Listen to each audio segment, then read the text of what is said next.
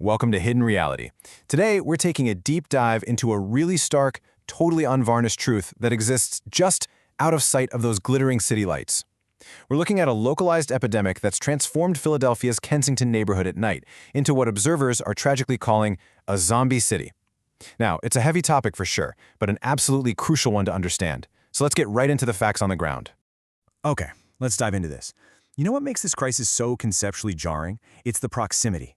Literally, if you're sitting right there in the polished, pristine downtown of Philly, you are just a 5-minute drive away from an entirely different world.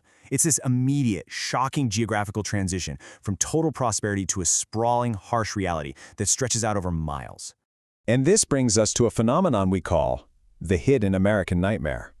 You see, there's a profound contrast in how this country is broadcast to the rest of the world. International observers often note that when news cameras are rolling, they almost exclusively capture the glamorous side, right? The iconic shiny skyscrapers or the pristine monuments. They almost never show this unpolished, grim reality of Kensington. Because of that, massive localized crises like the one here just remain largely ignored on the global stage.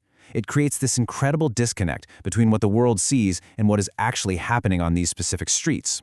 And the scale here is vital to understand. So initially, observers often just assume they've stumbled down, a single bad alleyway, or maybe a rough block, maybe 1 or 2 kilometers at most.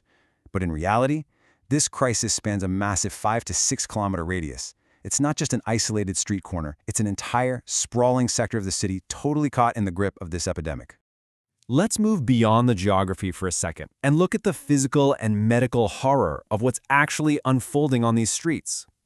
So the crucial point is, the source material describes this as arguably the most dangerous drug in American history.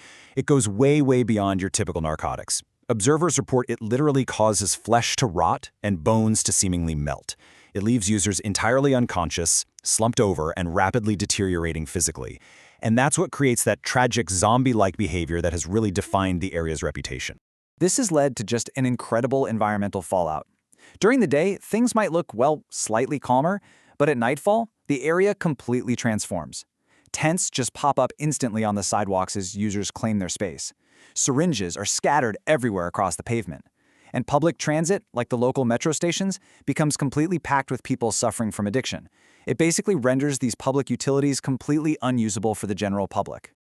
Naturally, navigating this kind of environment introduces a whole new element: danger on the streets. Just imagine the tension here. While driving slowly through the area, observers experienced a really terrifying moment when a girl on the street spotted their camera. She instantly began screaming "no recording" at the top of her lungs.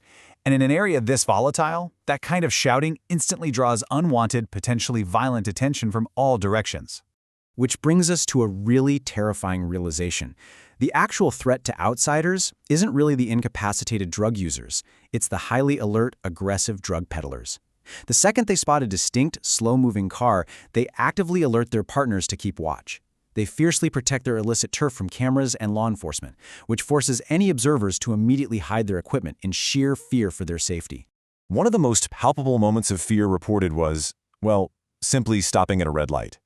While waiting for the light to change, a woman under the influence approached the observer's car, and the immediate, terrifying thought wasn't a carjacking. It was the sheer panic that she might throw a used, potentially infected syringe right through an open window. It's just this constant state of high-alert survival when you're passing through. Hearing all of this, you might be asking, where is the law? And that brings us to the silent authorities.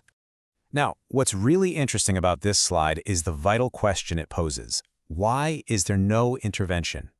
There is this incredibly surreal dynamic playing out between an open, raging crisis and the law enforcement officers who are physically present right in the middle of it. As observers noted, you'll literally see police cars parked directly on the street. Yet, open, intravenous drug use is happening right in plain sight, right in front of the cruisers. There are 0 arrests happening, and officers aren't even stepping out of their vehicles to intervene.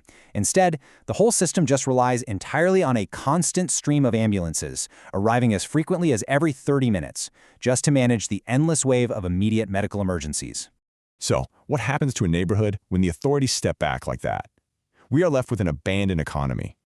Walk through this chain reaction with me. Because the streets become way too dangerous at sundown, local shops are literally forced to close their doors before evening even hits. I mean, normal commerce is just impossible. As a result, commercial parking lots sit completely empty, and the real estate market completely crashed. Even heavily discounted homes sit unsold for years because, well, nobody is willing to move in. And this brilliantly illustrates the sheer undesirability of the area. The source posed a fascinating hypothetical to really drive this point home. If someone offered you 10 million rupees, that's 1 crore, just to move your family into this specific neighborhood, would you do it? The resounding answer from observers is absolutely not. No amount of money is worth the risk of living in the center of this untamed epidemic. Which leaves us with this final haunting question. When a 6-kilometer radius of a major American city is completely consumed by addiction, when businesses flee, and when authorities act only as a medical cleanup crew rather than intervening, what is the ultimate fate of that community? It's a grim reality that seriously challenges our understanding of modern urban life. Thanks for watching Hidden Reality.